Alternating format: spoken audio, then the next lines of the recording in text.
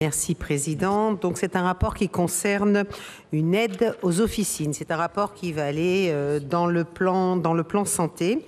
Pour le compléter, pour information, donc le contexte en France est 6 778 pharmaciens d'officine et 447 pharmacies qui sont recensées en Auvergne-Rhône-Alpes. L'âge moyen des pharmaciens est d'environ 50 ans. La densité des officines et des pharmaciens d'officine est très inégale, évidemment, par rapport à la situation de certaines dans des pôles métropolitains et d'autres en zone rurale.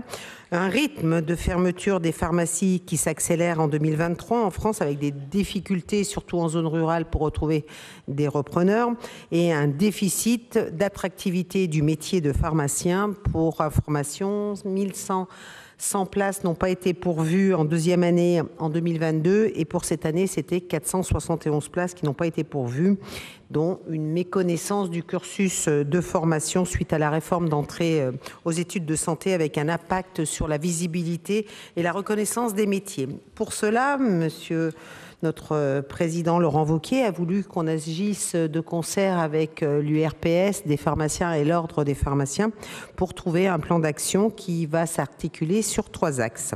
Le premier axe, c'est l'intégration active du réseau des 2477 pharmacies d'Auvergne-Rhône-Alpes dans la campagne régionale pour la vaccination du papillomavirus. Vous savez que maintenant, les pharmaciens ont la possibilité de vacciner. Donc, nous allons les équiper en flyers, en toutes les informations, puisqu'on avait commencé déjà bien en amont de la campagne nationale, une campagne régionale concernant cette vaccination. Deuxièmement, le deuxième axe, c'est le lancement en 2024 d'une campagne d'information grand public pour informer les lycéens justement sur tous les métiers autour de la pharmacie, de l'officine, pour améliorer sa visibilité et l'accès à la filière de formation, lutter contre sa désaffection et contribuer au maintien de la démographie pharmaceutique actuelle et à venir. Et le troisième axe, c'est la mise en place d'un dispositif d'intervention pour soutenir justement la modernisation des officines fragiles en zone rurale afin de renforcer leur activité et faciliter la transmission sur notre territoire.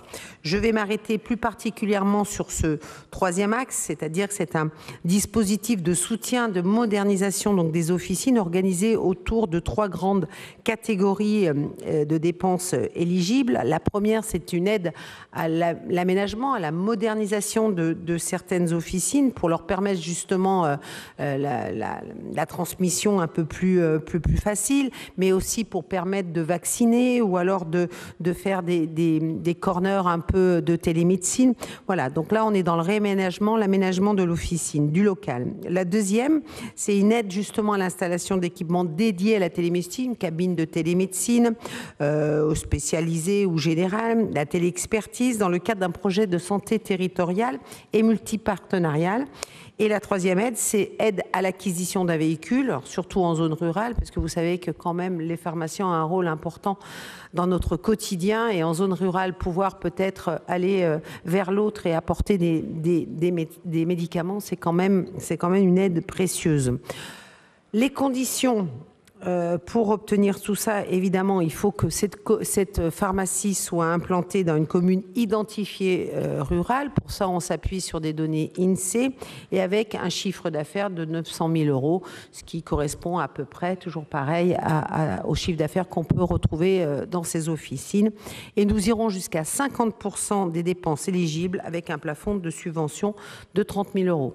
Rappelons-nous que pendant la crise sanitaire, nous avons énormément travaillé avec eux. Ils ont été d'une aide précieuse dans notre quotidien, dans le quotidien des maires.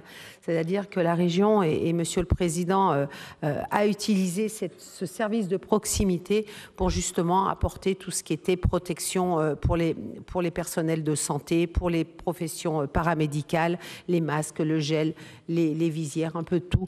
Donc ils ont été essentiel dans le déploiement du dispositif. Voilà ce que j'avais envie de vous présenter aujourd'hui dans cette assemblée plénière.